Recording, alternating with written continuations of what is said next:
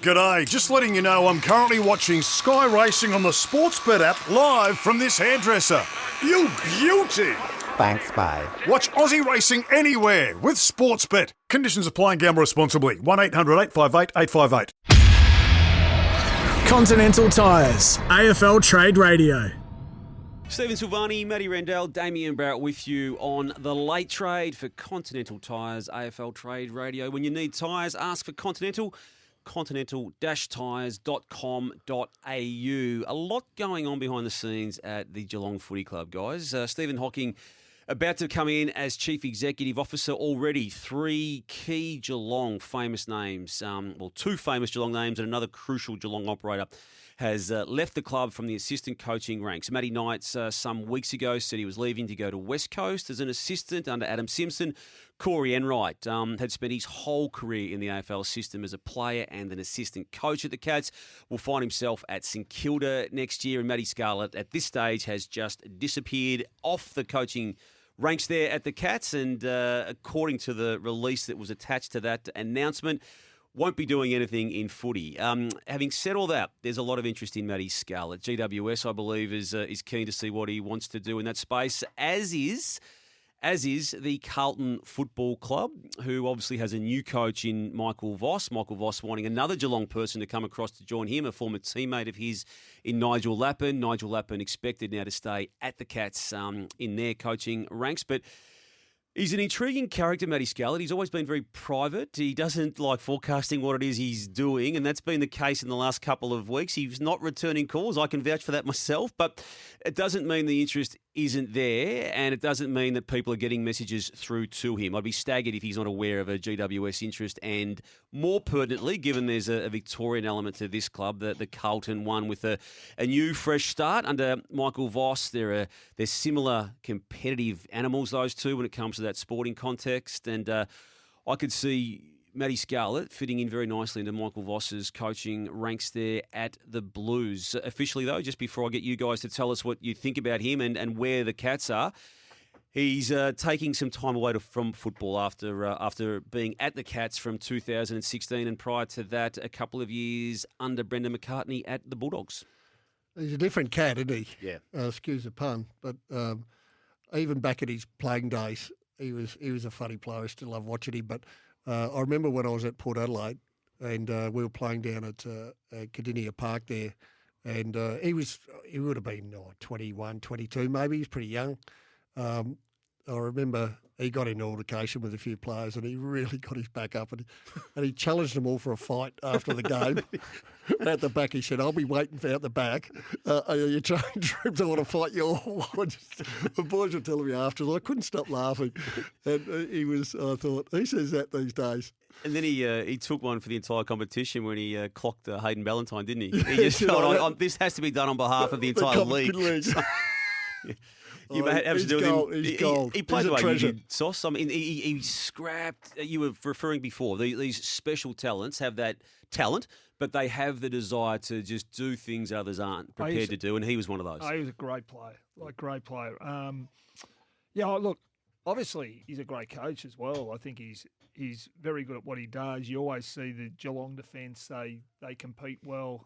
Obviously that's the number one ingredient he wants in a player, that they compete, and that's his core value. Yeah.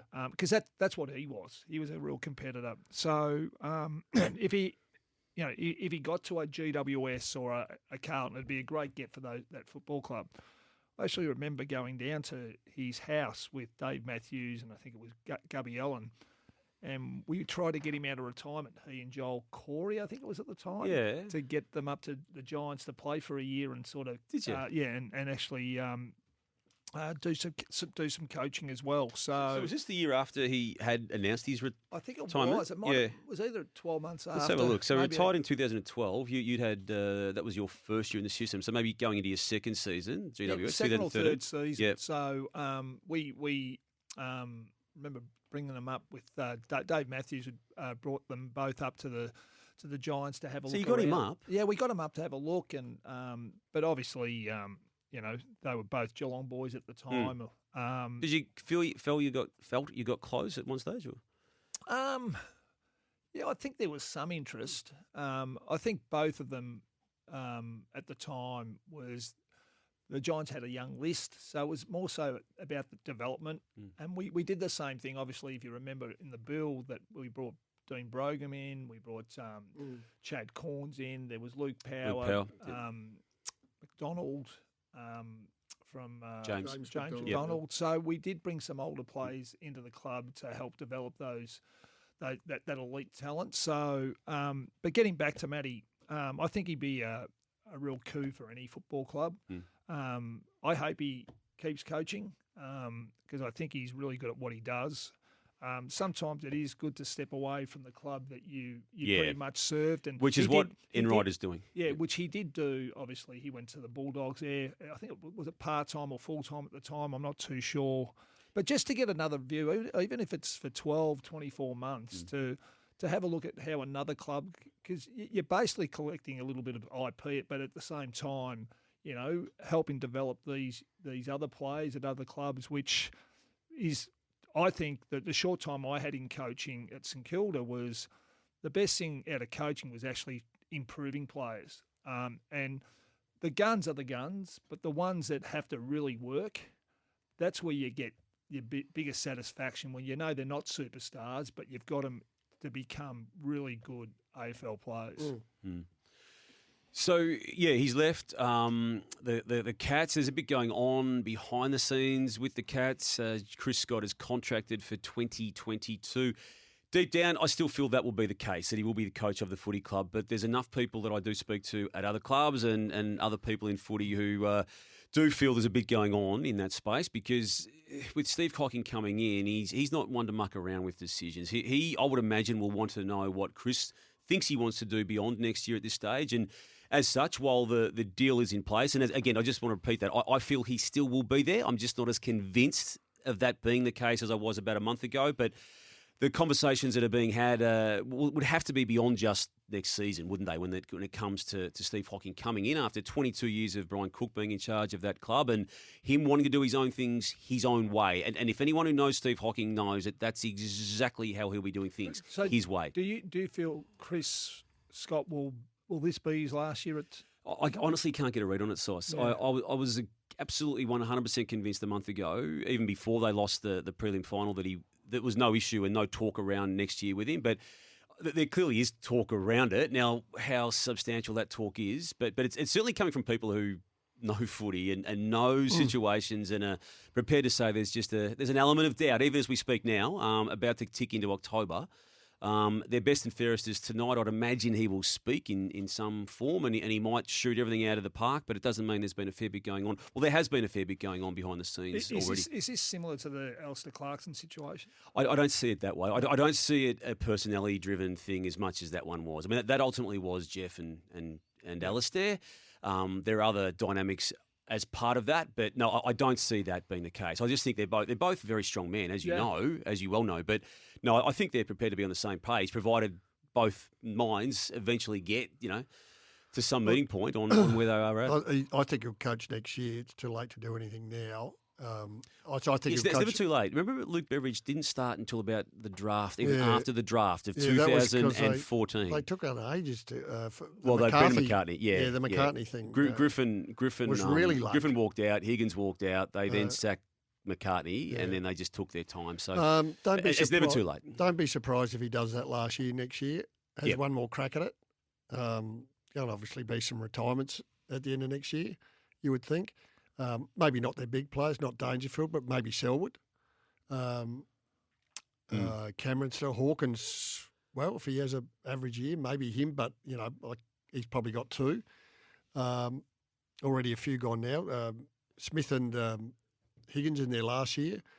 So there might be some big change at the end of next year, and that might be the time that they bring back someone like Scarlett. I reckon Chris Scott will be eyeing off the Gold Coast job for 2023. If Alistair Clarkson isn't already. Well, Alistair wants to coach Tassie.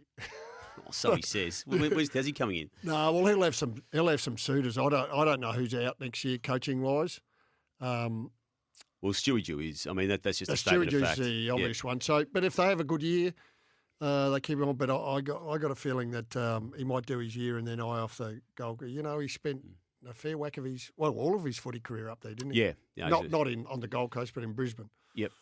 The early days, they were just transitioning out of the Gold Coast back to Brisbane. Yep. So, all right, that's Matty Scarlett. There'll be a bit more. I'd imagine we'll be talking about him during the course of the trade radio period. We'll also talk about what you flagged there too, Matt. You've got a few views on captains of clubs who've been there for some time and getting toward the ends of their careers and the potential for them to be replaced.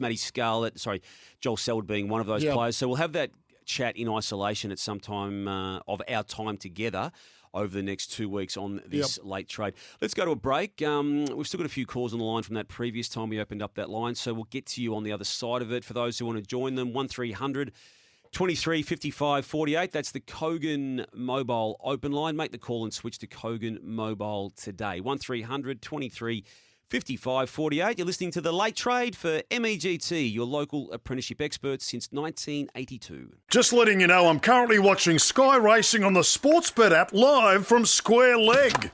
No, they won't catch him. He's home. Oh, sorry. Watch Aussie racing anywhere with Sportsbet. Conditions apply and gamble responsibly. 1-800-858-858.